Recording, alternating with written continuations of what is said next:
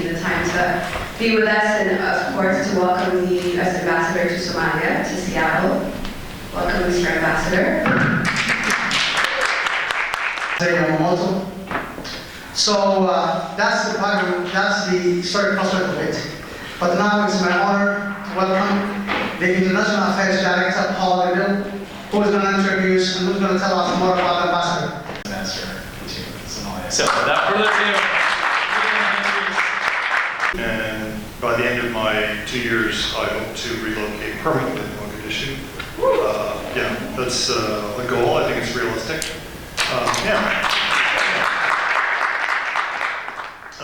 But I'm here today because of the importance of you to what I do and to U.S. foreign policy.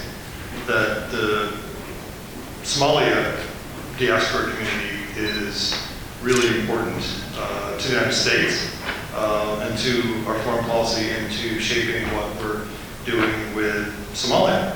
And I want to, before I get too long in the seat out there, come back and meet with you all and hear from you all about what you see happen and what's important to you as citizens and residents of this country and people who influence and shape U.S. foreign policy. And from here I'll go to Minneapolis. I hear there's a few Somalis there. And so I'll be there, and on future visits I'll visit other communities, including Columbus and other places around the country, including Buffalo, New York, where I'm from. But I look forward to it. It's a big part of what I want to do as ambassador, where I want to get my information, who I see as my constituency. And so, thank you very much for turning out, and I look forward to hearing from you through some comments and questions afterwards. I will quickly just go through some points as to how I see things going in Somalia right now, what Somalia might need in the future, at least from my perspective, and maybe a couple words about what the U.S. is doing now and what we might do. But actually, before I do this, I'm going to take my watch off. Because the last time I did this, just a few hours ago, I went a bit long, so I will spare you that. How much time do we have? An hour and 20 minutes. Oh. So I'll try to keep it way down. But so I'm the first ambassador, U.S. ambassador to Somalia in 25 years. But U.S. engagement with Somalia over the last decade has pretty much tracked, I think, the development of the reconstitution of Somalia as a functioning government and identity. We appointed an envoy to Somalia in 2009, Jim Swan. He was replaced by Jim McAnulty. After the transitional government turned into a permanent government, we recognized that government for the first time in over 20 years when we reestablished diplomatic relations with Somalia. Secretary of State Kerry visited Somalia in 2015, the first Secretary of State ever to visit Somalia. And then I was nominated in January and confirmed in June. And I'm out there now. I've presented my credentials to the Minister of Foreign Affairs, and I hope to present to the President as soon as I go back. He would have taken it already, actually the delay was more on my side, but we'll overcome that really soon.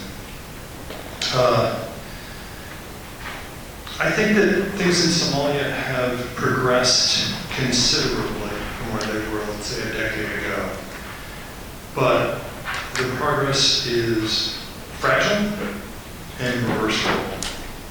Obviously, we hope not, but that's really what I think the future is going to be all about, beginning with the electoral cycle right now, and then everything else that Somali leaders and citizens and the international community do together to try to move Somalia forward. It's worth noting, I think, that my appointment, while it is a recognition of the progress Somalia has made over the last decade, it ought to be seen more as an investment in Somalia's future. What's past is past, and it's been generally favorable, but my job is to help Somalia build a future. And that's what I want to achieve, and that's what I work on. We, right now, as the Americans, the diplomats, the development officials with USAID, we lease a building on the airport grounds, and we travel in and out from Nairobi and spend as much time as we need there. We go back and forth. We're hoping to get a second building soon. And ultimately, what I hope we can decide to do is to build an embassy. We have land given to us on the airport grounds, and I hope that we're able to build a permanent facility so that we can actually station larger numbers of American officials there so that we can be engaging with Somalis all the time. You know, we can do things from Nairobi, but it's indirect, it's inefficient. And increasingly, organizations and Somali-related activity is relocating to Somalia. And that's where we need to be. And we will be increasingly present there, led by me.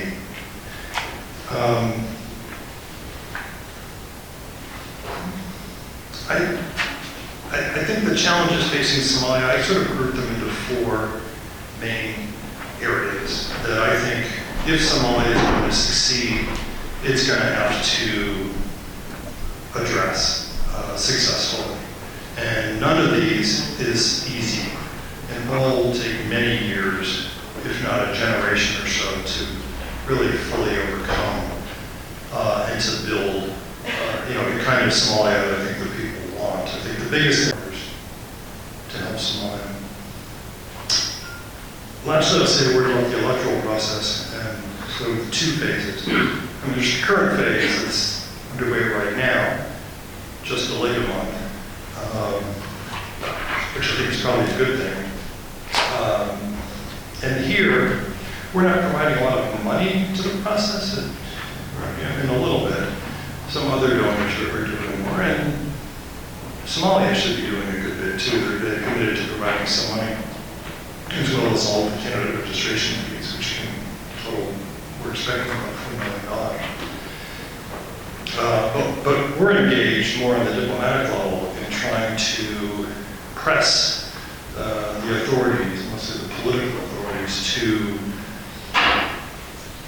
to hold what's seen by the Somali people as a process that is credible. Because if the Somali people don't see the process as credible, whatever government follows loses the kind of legitimacy that it needs to really make decisions and represent the people in the country.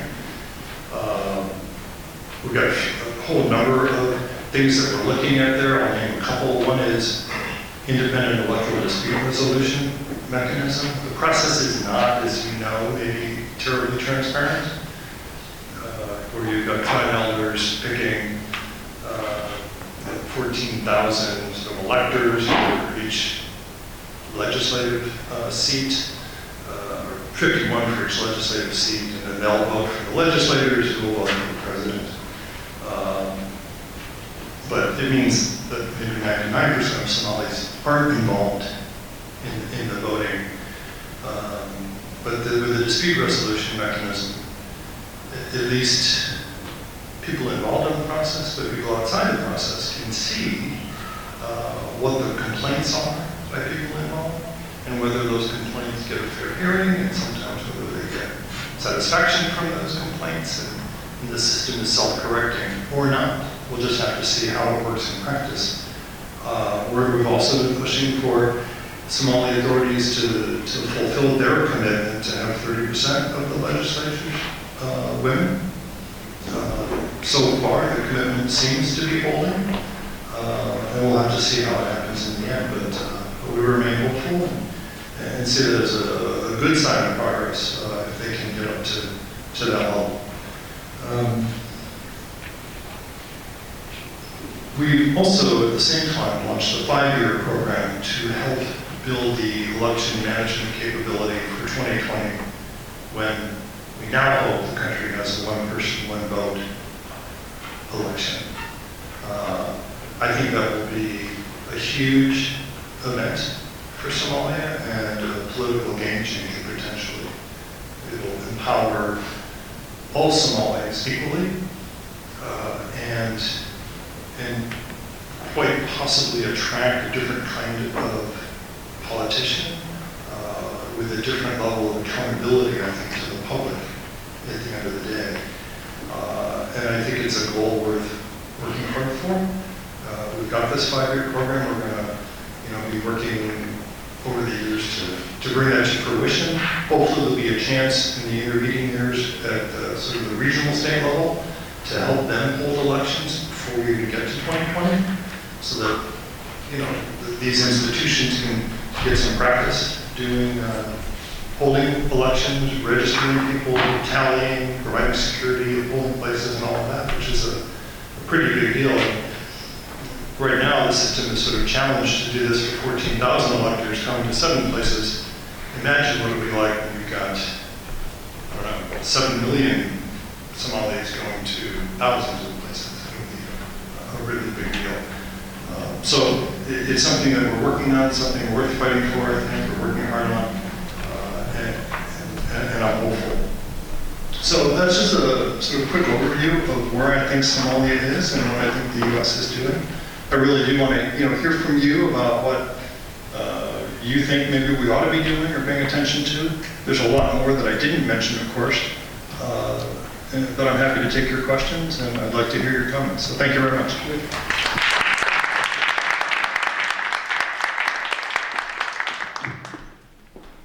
When you were talking, in my head was, okay, what is your plan when it comes to building a relationship with the community that you'll be providing services for, making sure that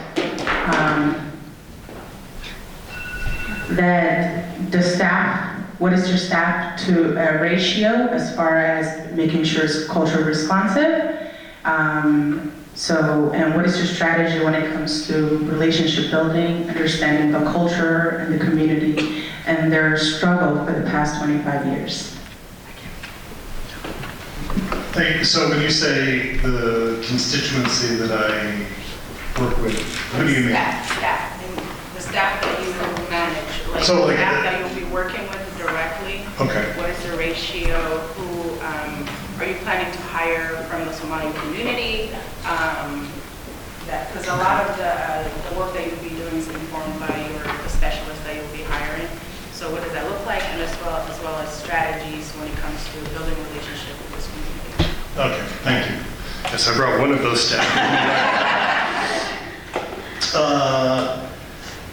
So now we have about, so between State Department and USAID, and there's a defense attaché as well, but so we have there about, let's say, 30 Americans based in Nairobi.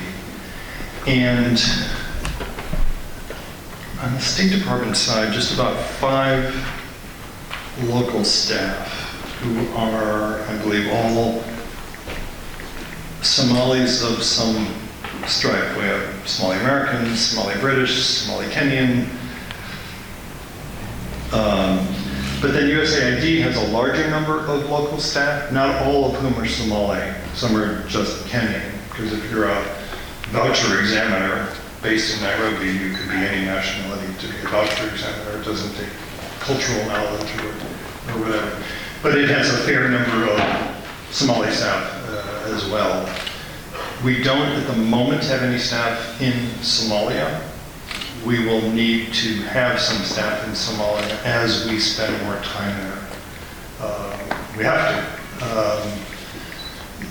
But we don't today. So how that develops is something I'm going to pay a lot of attention to. I've raised already within the State Department in Washington the critical need to do this. When I'm there, sometimes, like on my last trip, at least for one of the days I was there, I brought Abdi's colleague Muna came with me and spent the day. She set up a bunch of meetings, and it's just invaluable to have knowledgeable Somali staff. It's not just that they can do things, interfacing, but there's certain things, the same reason Abdi is here with me now, just to help me understand what's going on. Sometimes to translate, sometimes to give me cultural advice, or just interpret something that I might have missed in terms of Somali history or something. So we absolutely need them if we're going to be effective. And hopefully in the coming months or years, we will build out a local staff in Somalia. So, but my challenge is in part just what you're talking about, as well as trying to keep sort of morale and productivity high as we shift the sort of locus of activity from Nairobi to Mogadishu. And that'll impact different employees different ways. Some single people eager to go to Mogadishu, others with families maybe less eager. Local staff, again, it affects them in different ways as well. So thank you for raising that. It's one of my biggest preoccupations in trying to lead this mission successfully. So, Thank you. sure. My name is Mohammed Shirei. I'm just a humble member of the community. Thank you for visiting us. Two questions kind of into one. One is the remittance issue that affects a lot of Somali lives. What are we doing? What is the US doing to ensure that there's a system that can be trusted in place so that the support that our people get back home can continue because their lives depend on it. The other one is the refugee situation in Kenya. That's almost 1 million refugees. What is, right now everybody's talking about them being taken back to Somalia, but nobody really knows what's going to happen to all of them. So, is there anything that your office is doing to help that? Thank you. Yeah, thank you. And on the refugee issue, the U.S. government is very involved, not my office as much. I mean, my office, we're accredited to Somalia, and so I suppose we're helping that process by helping Somalia establish security, for example, and making Somalia an easier place for refugees to resettle and things like that in a situation of security. The U.S. government more broadly is very involved. I think historically we're the largest supporter of the UN High Commissioner for Refugees, and we're engaged in the policy aspects as well. President Obama, I think, co-sponsored the World Refugee Summit in New York about a week ago, on the margins of the UN General Assembly. And we've met with the Kenyans at every level, often, to talk about the conditions of repatriation. I mean, we welcome Somalis returning to Somalia, of course, but only in conditions of safety and dignity. People are returning, there's a resettlement package. Thank you for seeing again, Pastor Schwartz. Now, I have a follow-up question that has to do with the Somali army development and the issue of the UN soldiers or troops being in Somalia being well taken care of while the Somali army is starving sometimes. The general consensus of the Somali people asks for Somali army to be helped to take care of their own country. Unfortunately, what we are seeing is that Uganda, countries like that are even threatening that they are leaving the country. So, my question is more like, what is it that the United States will do? Because that is an urgent matter and it's a necessary matter. We have the army, we have the troops, we can train, but it looks like the funding is given to, the UN army, which is not taking us eventually to anywhere. Thank you. I'm not entirely sure I understood the question completely, but by UN army, you mean Amazon? I mean, I think that Well, I mean, President Museveni from Uganda has been very clear. He would love to pull his troops from Somalia. He's not looking to have them there any longer than they need to be. I mean, Somalia does have some troops. It does have something called the Somali National Army, but it's not a national army, and it can't deploy, and it can't sustain itself, and it can't pay for itself, and it's too small. So, but there are clan militias, there are Darwish, capable fighters, but collectively, there isn't one army trained to a similar standard, with ranks, with accountability, with civilian leadership that can serve the whole country. And Somalia needs one. You know, I don't know what to say. We're eager to help Somalia build one, but we can't and we won't do it in a vacuum, because many countries have been trying this. I mentioned in the last session we had. Many countries have been training Somalis, giving military training. In fact, there was one estimate that as many as 80,000 have been trained in the last 10 years. Nobody knows where these people are, or who they are even. And so, beginning now, basically, if we're going to be training Somali troops, it has to help build an SNA. And we're working closely now with the United Arab Emirates, Turkey, and the United Kingdom, and the European Union to be sure that we're all in agreement on that. And we're meeting periodically both with the Somali authorities, but also with the Amazon authorities, Ethiopia, Uganda, Kenya, etc., and General Sabata. So we're trying to get it together. We're trying to do things differently. And I'm hopeful that in the coming 2 years, it will start to really take shape. Hi, Ambassador. My name is Robley, and it happens that I'm with a company that's trying to solve the remittance issue. So we've been having a lot of support from some local organizations here. I mean, part of the reason actually is the banking in the US.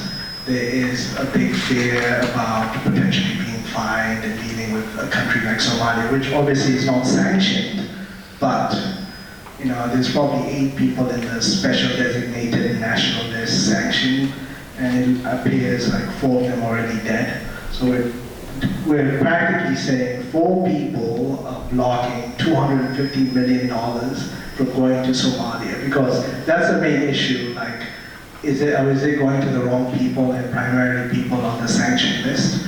But we're making progress here, trying to convince some banks to at least do a pilot and strengthening the controls around sending to the right people. But we're willing to share information on what we're doing here with your staff. My questions, I have a couple of questions. The first is... Can I, before I forget, I don't know where your questions are going to go, but on the remittances, but isn't the problem broader than just 4 people? Because isn't Al-Shabaab as an entity a foreign terrorist organization? And so anybody who would be a member of Shabaab... I think there's two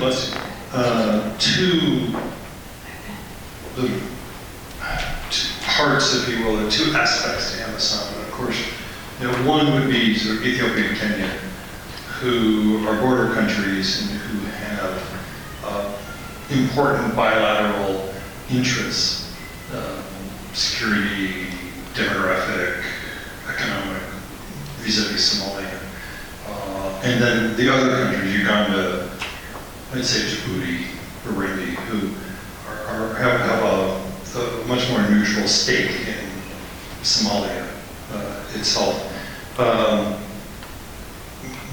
I want to believe that all of them want to see Somalia move forward.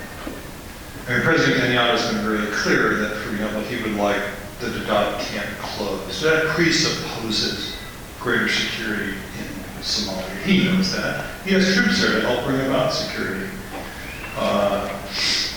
So I think Kenya very much wants a strong, stable, peaceful Somalia. And I have to believe Ethiopia is too. Having instability in a neighborhood on a border, it's not good for anybody.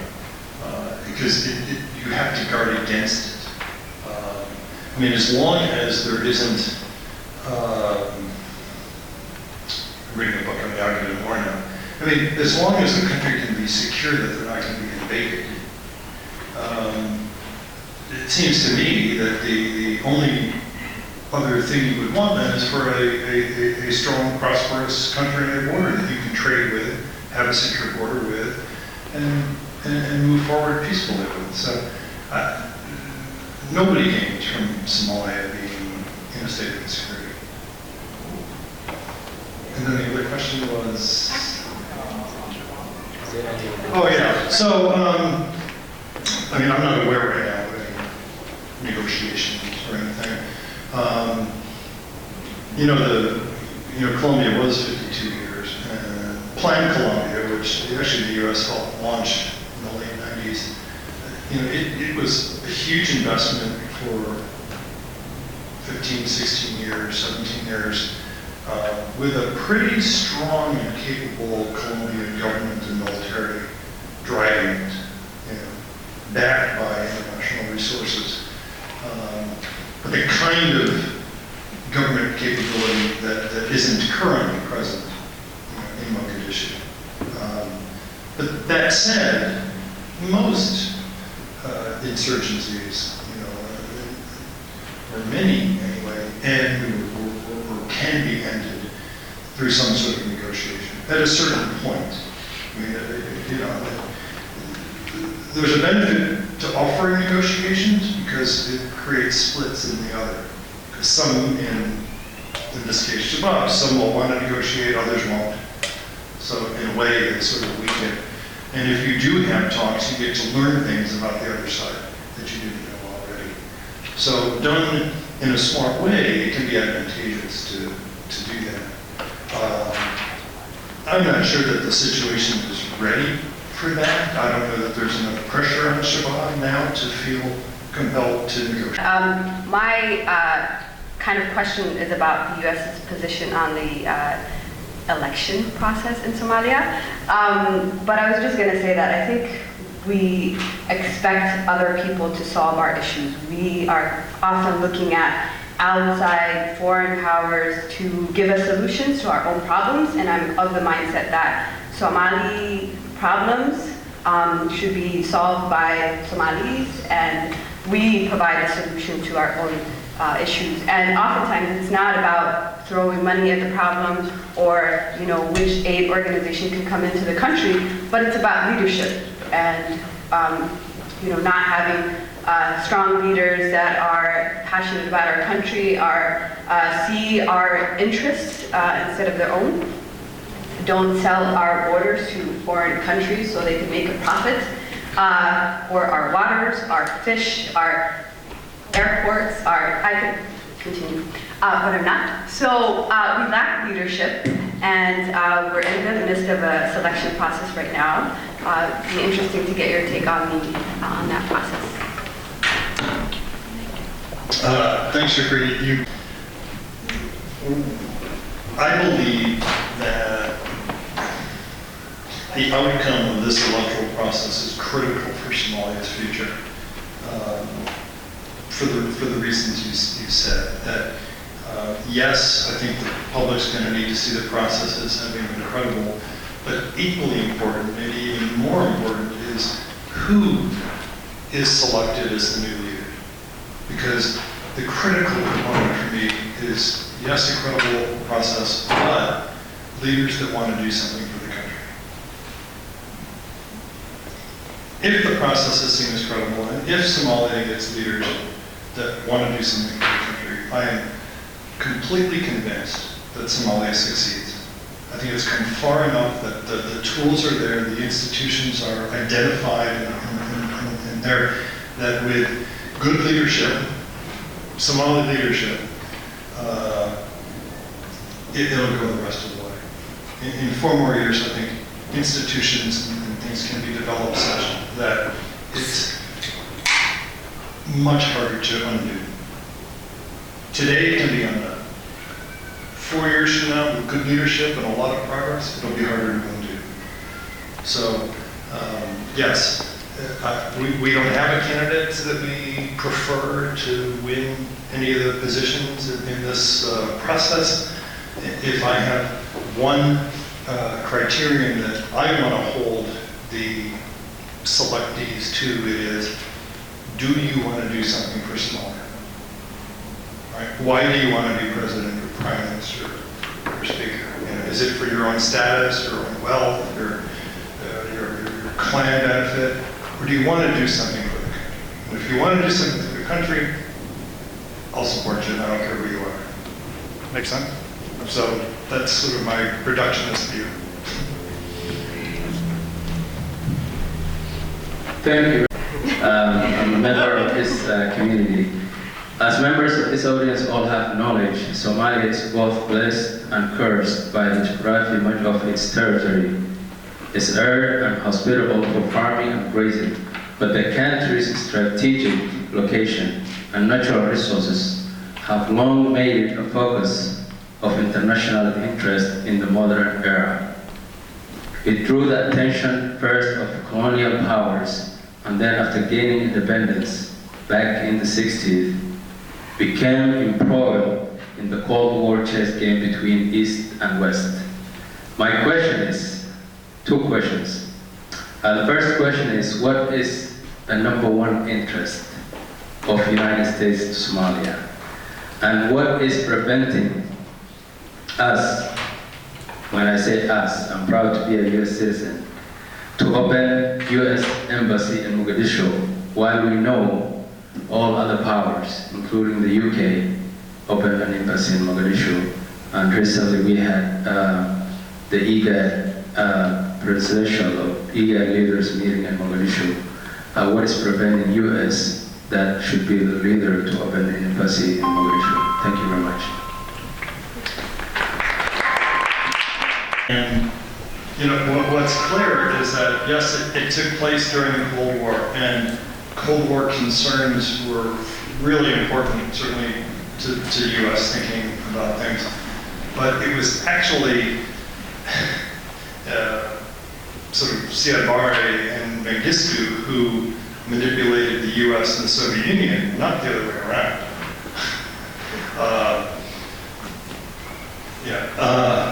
So we were actually in that whole thing. We often assessed things to be wrong, and we were often late and wound up looking like we were supporting the Somali invasion of Ethiopia, which we weren't. Anyway, so yeah,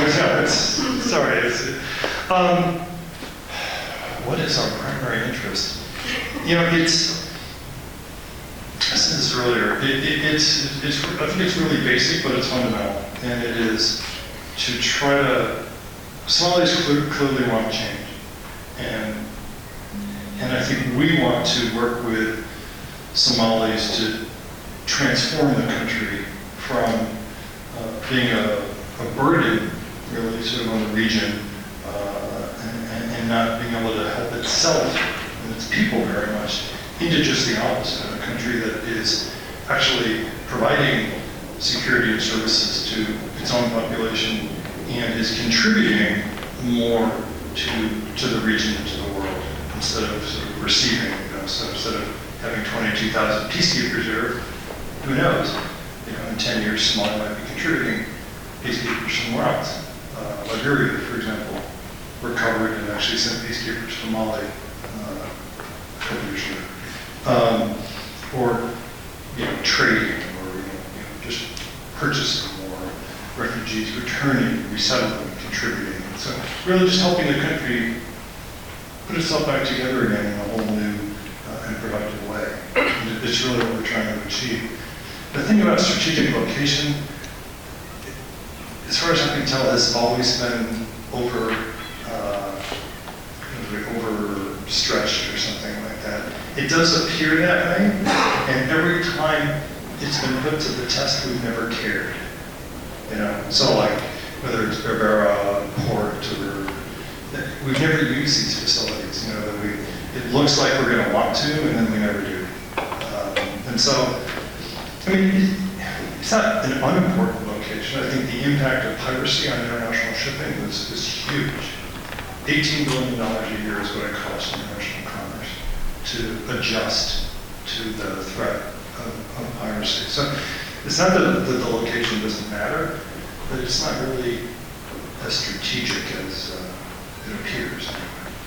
And I'm Chef for organizing this event. I went back to Somalia 2012. What felt like the first time my family left Somalia when I was only 3 years old.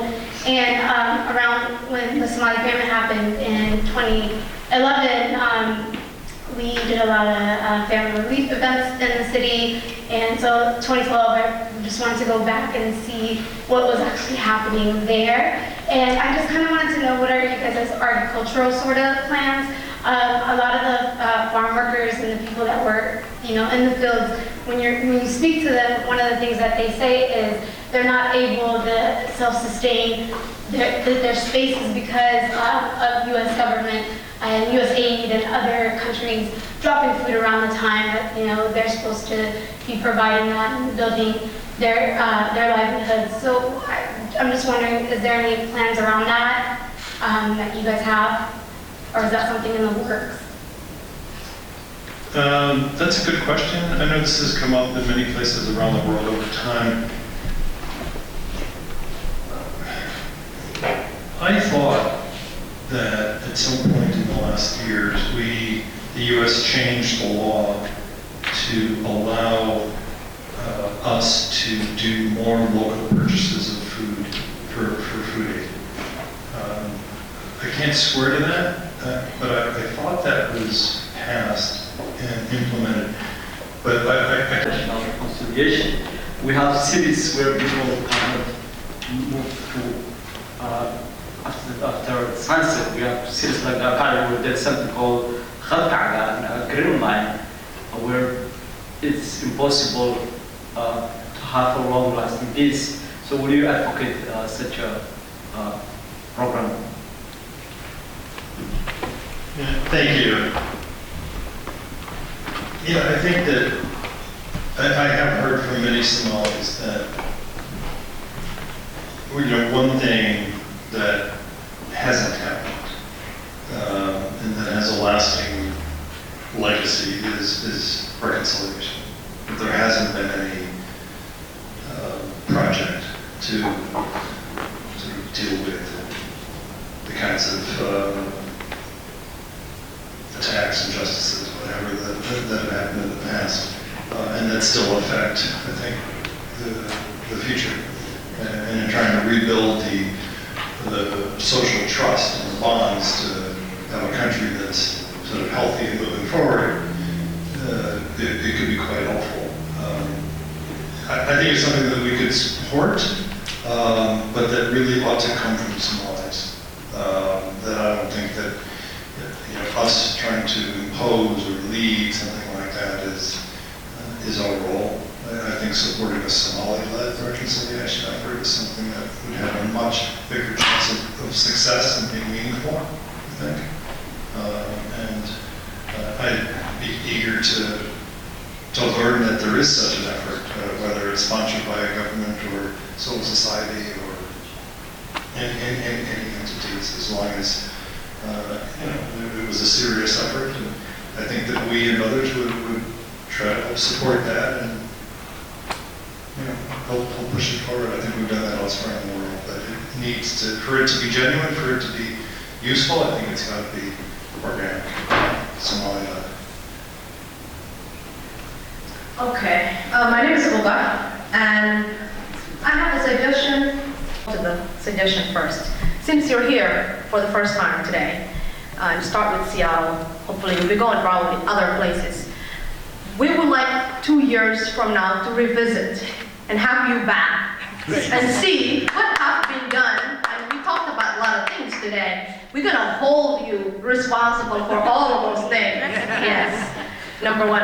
So that's my suggestion. And my question is, over 50% in Somalia, Somali people are youth now. And I'm just wondering, do you have any plan of working with the youth specifically? And I know that, leadership we talked about, I echo what Shukri said, leadership, yes, we need good leadership, but also empowering the youth can do a lot of good for a country who is in distraction for so many years. So just wondering, what do you have planned to empowering and working with youth, since there's a large number of youth back home and even outside the country? Thank you. In reading some things on the way out here on Monday, I was struck by sort of two statistics which seem to be generally true. One was that about 70% of Somalis are under 30, 70, and that the number of Somali teenagers in secondary school is 7%. So if only 7% are in secondary school, what are they doing? And that's not building a future. We're doing a number of things, but the problem is, it is the problem, if you will. How do you employ, educate, and develop the youth, and especially in a country now which has had sort of a whole generation, somebody referred to it as like a lost generation, where there wasn't really schooling, and people weren't working in recognized institutions, and sort of a lot of drift, and really a whole loss of sort of institutional, knowledge and customs and things like that. So I think I mentioned this project that we've started in education. We already have some education programs, and we're building on that, I think, in a fairly big way, which we think will help first and foremost youth, and with a particular reference to girls. We also have, and this is for much smaller numbers of people, but hopefully people who will lead, if you will. President Obama started the Young African Leaders Initiative in LA, which has been an extraordinary program and grown over the years, and the president's been personally involved every year in this. And now what we do is bring, I think each year, 1,000 young African leaders to the States. And the first year they did it, it was like 4 days in Washington. They met the president, they met Secretary Clinton. It was great. They had a great time, built a network. But what we've turned it into now is a much more meaningful and long-lasting effort, where many of them, half of them or something, go out to U.S. universities for 6 weeks or something like that. I was listening to kind of the information that he was giving earlier today, and at the same time I'm listening right now what you're saying, but I have a burning question, which is, I'm very much confused between what we want for ourselves, which is to help ourselves, and what we ask you, and I mean the United States of America and all the other countries that are supporting Somalia. And we ask you the kind of help that we want, and you help us with that. But with a mind that has no another agenda. I've been hearing you saying that I believe that Ethiopia has a good intention. Well, 99% of the Somali people, from what I see, they don't believe that. That's against the general belief. Maybe few, yes. But the general belief says that we are sick, we are a sick nation that needs to heal itself. And we cannot invite another country that we are not comfortable with. I'm using the word comfortable because I'm making it easy and simple. We're not comfortable with their involvement. And it is one of the reasons that it's hard for us to recover. So, what we are expecting from the United States of America is that they give us the option to choose what we want and to help us. I know the responsibility lies on us. But if there is always a disturbance, like the wind disturbs the ocean, the big ocean, there is always a problem. So we are expecting, and this is our advice, very cautious steps that keep that country out of our affairs. And you can do that. Thank you. We don't control either country, and we can't impose our will on either country. You control because you fight, United States of America, one. Fight, F-I-G-H-T? You do the job. I don't know what part of Ethiopia we fund, and if we do, we don't fund them in any way. You were earlier saying that, it's like asking Putin to train our soldiers. Am I correct or not? No, what I said is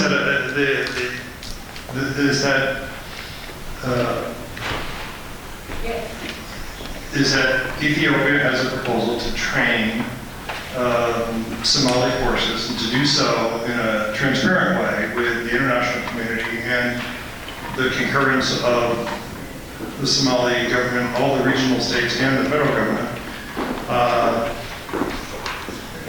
And that's a decision for the Somali government to make as to whether they want to accept that or not.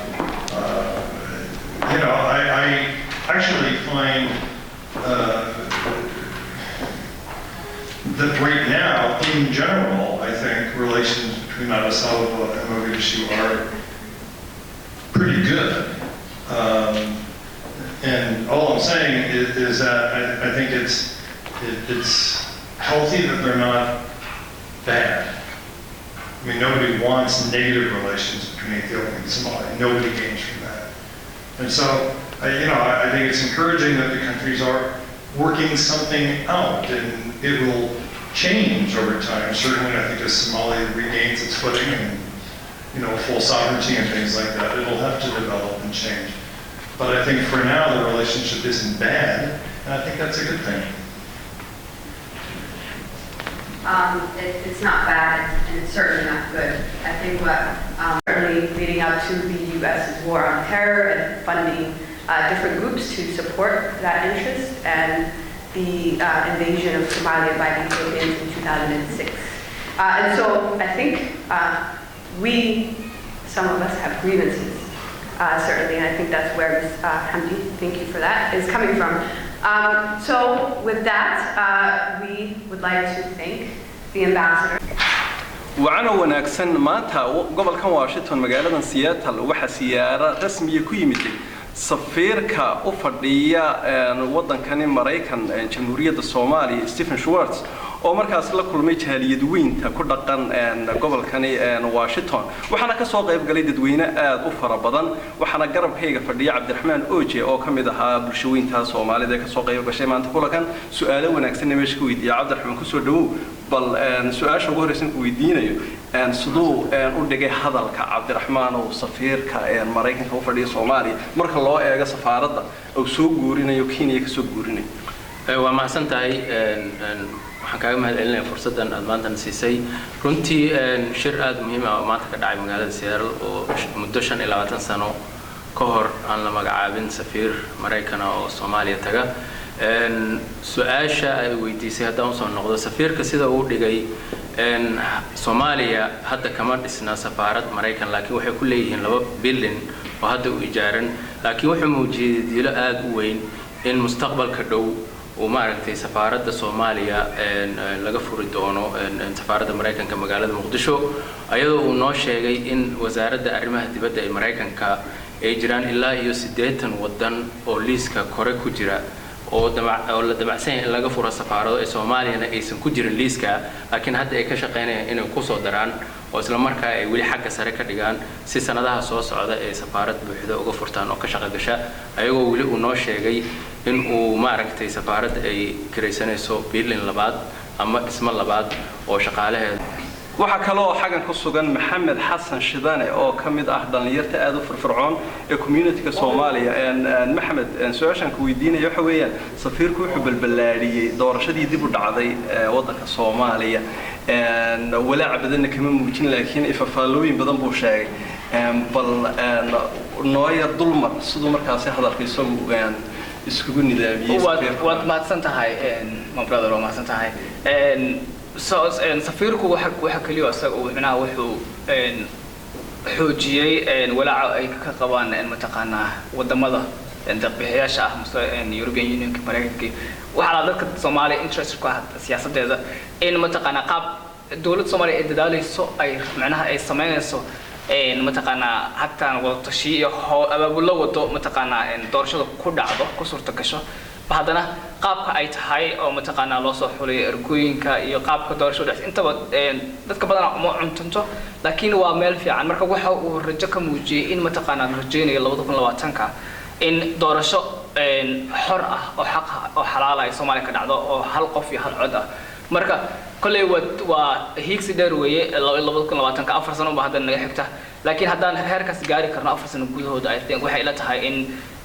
guul weyn oo noqon doonto Soomaalida meel kasta joogaan kaas wuxuu ahaa Maxamed Xasan Shidane oo ka faalloonayay doorashada Soomaaliya aad ayad mahadsantahay oo iyadu maanta ah dadka soo qaban qaabiyay kulankan lagu qaabilay safiirka Mareykanka ee u jooga wadanka Soomaaliya ayaa markaasi su'aal aad loogu riyaaqay oo wacan weydiisay safiirka oo ku saabsan dhalinyarta Soomaaliya ee maanta ah boqolkiiba 27 markaasi bulshada Soomaaliya ka ah ubax bal su'aashaada saad u dhigtay iyo jawaabtaad kala kulantay safiirka gabi ahaanba noo dulmar su'aasha horta aniga waxay ahayd aan u weydiiyay maadaama dhalinyaradu ay boqolkiiba ilaa 70 60 iyo wax la jira gaarayso waxaan weydiiyay safiirka maxaa uu yahay waxa uu ka damacsan yahay ama ma uu ka fakiray sida uu la shaqeyn lahaa dhalinyarada marka sida uu uga jawaabay si wanaagsan bay ahayd inuu la shaqeyn doono inuu isku dayi doono wax hadda go'aamo meel u yaala oo uu ka fakiray oo uu meel dhigay male laakiin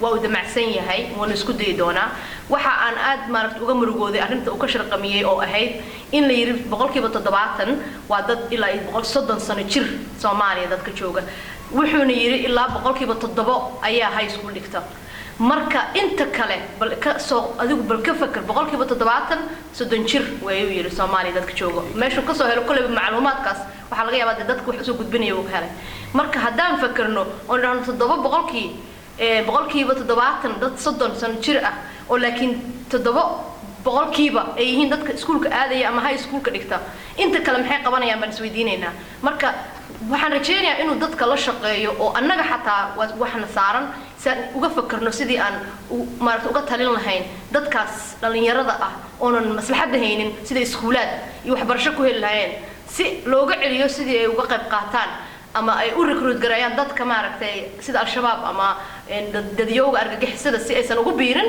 waa in waxbarasho iyo wax ay qabtaan maslaxad loo helo dadkaas marka insha Allah waanu kala xisaabtami doonaa waxaan ku iri 2 sano ka bacdi waxaan doonayaa inuu halkan yimaado oo sidan oo kale ula kulanno si aan u ogaano waxa uu qabtay iyo su'aalaha maanta halka aan ku weydiinay oo aan weydiin doono jawaabta inay ka duwanaan doonto jawaabta maanta uu bixiyay in kale إن شاء الله.